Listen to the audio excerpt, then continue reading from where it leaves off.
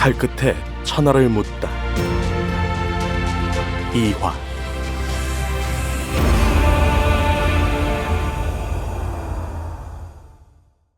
포여만은 한참이나 멍한 상태에 있다가 겨우 입을 열었다.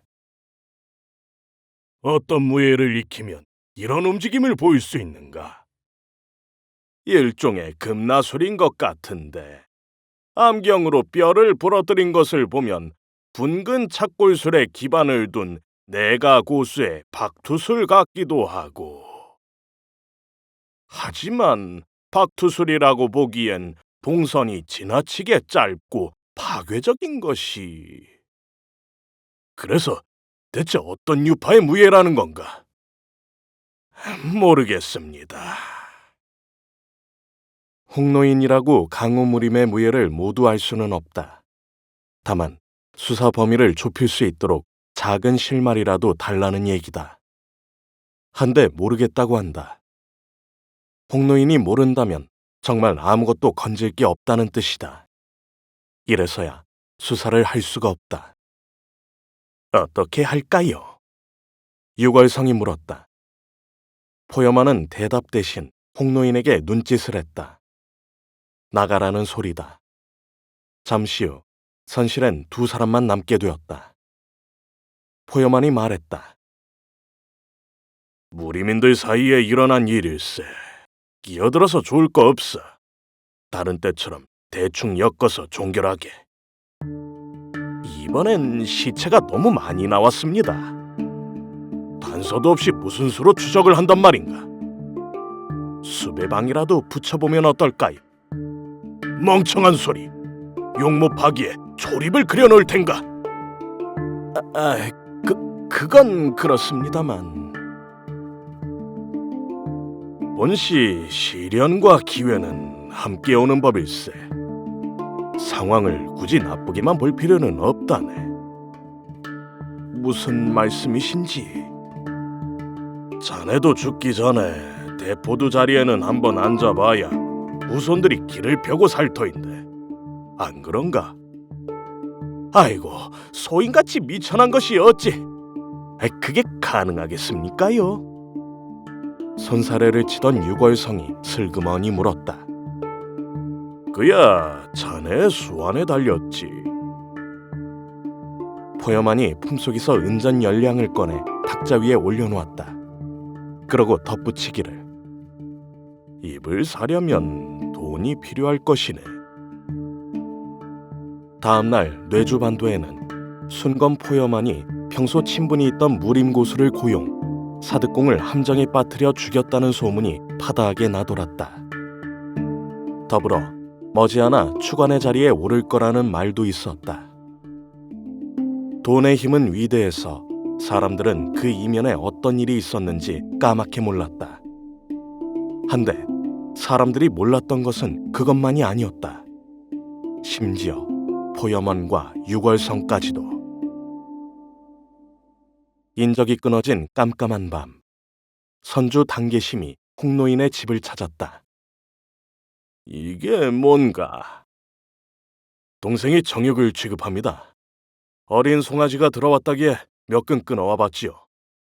특별히 좋은 부위로 골라달라고 했는데 어떻게 입맛에 맞으실지 모르겠습니다. 소고기 먹고 입을 닫아라. 역시 알고 계셨군요. 당계심은 놀라지 않았다. 홍노인과 알고 지낸 세월이 벌써 10수년.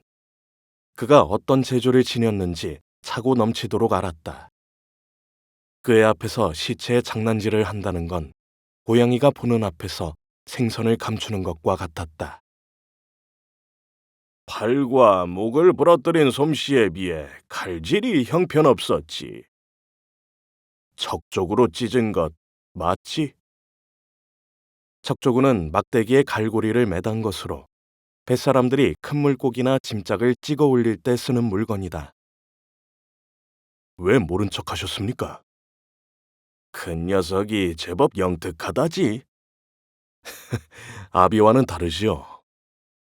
잘 키우시게 상을 보아하니 한 자리는 단단히 해먹을 녀석 같으니.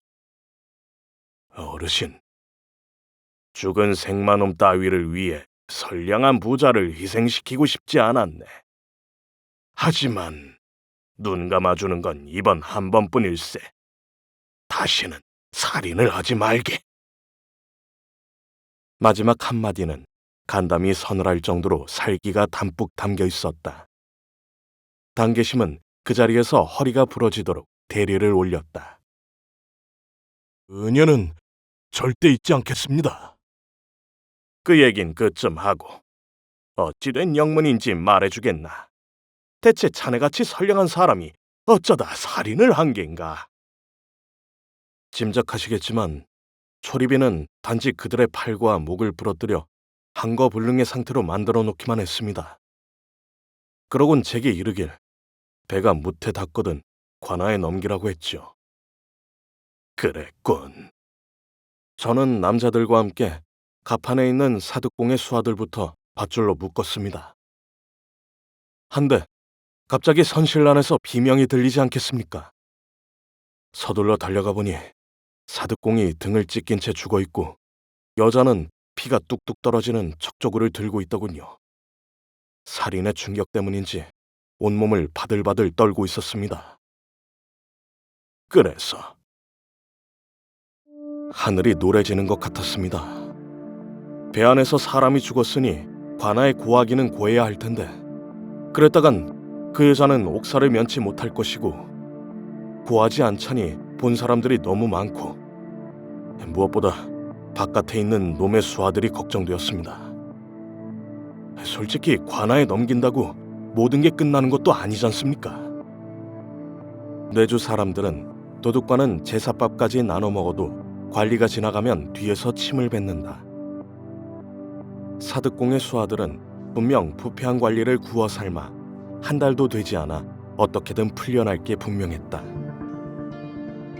돈 앞에서 죄의 경중은 하나도 중요하지 않았다. 그때 사득공의 수하에게 동생을 잃은 사내가 기왕 이렇게 된 거 바깥에 있는 놈들도 모두 죽여버리자고 제안했습니다. 어차피 죽어 마땅한 놈들이지 않냐면서. 그래서 그렇게 하기로 했단 말인가. 저도 모르겠습니다. 그날 달이 유난히 밝더라니 지금 생각하면 꼭 귀신에 홀린 것도 같고. 아무튼 분위기에 휩쓸린 나머지 저와 남자들은 갑판으로 나와 놈의 수하들을 하나씩 목 졸라 죽이기 시작했습니다. 선객들이 놀라지 않던가? 어떻게 놀라지 않을 수 있겠습니까? 한데 놀란 와중에도 외려 성객들이 앞다투어 나서서 놈들이 버둥거리지 못하도록 사지를 붙잡아 주었습니다. 놈들이 죄 없는 뱃사람들을 3명이나 베어 바다에 쳐넣는 걸 보고 피가 솟구친 것이죠. 죽어 마땅한 놈들이라는 것에는 이견이 없지만 50여 명이나 되는 성객들 모두가 살인을 공모하다니. 깜깜한 밤 바다 한가운데 떠있는 범선 위에서 그토록 살벌한 사륙이 자행되었다는 말에 홍노인은 저도 모르게 몸서리를 쳤다. 이후 제가 나서서 성객들을 설득했습니다. 오늘 배 안에서 있었던 일에 대해서는 일절 입을 열지 말라고 하면 나머지는 제가 모두 알아서 하겠다고. 안 그러면 우리 모두 죽는 거라고. 일이 그렇게 되었던 것이군. 홍노인은 조용히 소고기를 끌어당겼다. 굳어있던 단계심의 표정도 그제야 풀렸다. 한데 자네가 모르는 것이 한 가지 있네. 예? 세상에 알려지지 않았지만 사득공은 남색자일세. 하면 왜 여자를? 그거야 나도 알 수 없지. 알 필요도 없고. 본시 무림인들 사이에서 일어나는 일은 모르면 모를수록 좋다. 홍노인은 지금 간밤에 범선에서 일어났던 일을 무림의 분쟁으로 보고 있었다. 실은 저도 한 가지 말씀드리지 않은 것이 있습니다. 싸울 때 아주 잠깐이지만 초립인의 얼굴을 보았습니다. 놀랍게도 제가 아는 얼굴이더군요. 그는 적산이었습니다. 뭐? 홍노인이 두 눈을 치떴다. 그가 마른 침을 꿀꺽 삼키고 다시 물었다. 틀림없었나? 많이 변했지만 분명 적산이었습니다. 적산이 돌아왔단 말이지. 적산이.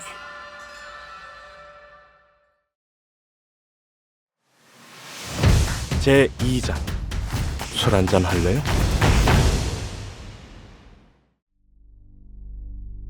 초립쓴 사내가 길을 갔다.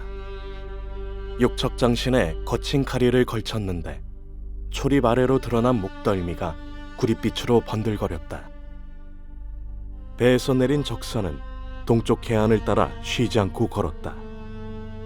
도시를 가로질러 인적이 끊어진 외곽에 다다를 때까지 걸린 시간은 한나절. 그 사이 비는 그치고 구름은 해를 토해냈다. 언덕 한가운데 자리 잡은 무덤은 잡초 하나 없이 깨끗했다. 인적도 없고 볕도 좋은 이곳에 풀이 무성하지 않을 리 없다. 누군가 모두 뽑은 것이다. 그것도 손으로 하나하나 정성껏. 그리고 놓아둔 들꽃 한 다발. 길어야 반나절? 묵직한 보퉁이를 내려놓자 철거렁하는 소리가 났다. 5척의 장검에 초립까지 풀어놓은 적사는 준비해온 향을 피우고 술을 따르고 절을 올렸다. 7년 만의 해후, 칠성판에 누운 대서영의 풀죽은 목소리가 들려오는 듯했다. 보고 싶었다. 예뻐하신 셋째가 매년 찾았을 터인데 뭘 그러십니까? 남은 술을 집어들고 바다를 향해 돌아앉았다. 수평선엔 일찍부터 고기잡이를 나간 어선들이 주렁주렁 걸려 있었다. 바다는 어디나 짠내가 나지만 이곳의 냄새는 달랐다. 세상 어느 바닷가에도 없고 오직 이곳에서만 맡을 수 있는 냄새. 그건 그녀에 대한 기억이었다. 오늘 두 사람은 반나절의 거리를 두고 서로를 비껴갔다. 어쩌면 이것이 남은 생에 가장 가깝게 만난 거리가 될지도 모른다. 아마 그럴 것이다. 그녀의 마지막 한마디가 귓전에 생생했다. 우리 다시는 만나지 마라. 오직에 낮잠을 자고 일어났더니 어느새 해가 한 뼘밖에 남지 않았다. 적선은 초립과 장검을 챙긴 후 무덤을 돌아보며 말했다. 당분간 못 올 거요. 언덕을 내려와 한참 걷다가 작은 개울을 만났다. 소매를 걷고 두 손을 푹 담근 다음 물을 떠마셨다. 차가운 냉수가 목구멍을 타고 넘어갔지만 어쩐 일인지 갈증은 여전히 가시지 않았다. 여자는 아직도 바위 뒤에 숨어 지켜보고 있었다. 범선에서 보았던 그 여자다.